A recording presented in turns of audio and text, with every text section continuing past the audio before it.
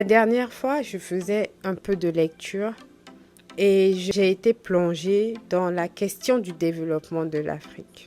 Je me suis rappelé que mon continent, notamment l'Afrique, regorge de beaucoup de richesses, de matières premières, une jeunesse assez vigoureuse, prête à travailler.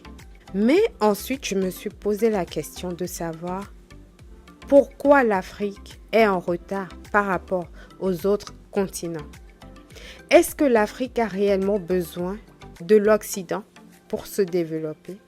Et à cette question, je pense que j'ai trouvé deux solutions qui permettront à l'Afrique de s'en sortir. La première, c'est par rapport à nos matières premières, à nos ressources humaines. Que l'Afrique tire profit de ses propres matières premières, de ses propres ressources humaines pour s'en sortir. En matière de ressources humaines, je veux parler de la jeunesse parce qu'on ne peut pas parler de développement de l'Afrique sans parler de la jeunesse africaine. La jeunesse doit être recadrée.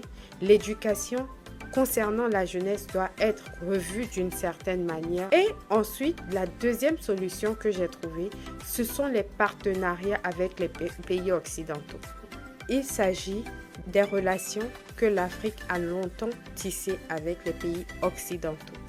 Pendant longtemps, les pays occidentaux, notamment l'Europe par exemple, a signé des contrats, des traités avec l'Afrique, mais des traités inégaux par exemple.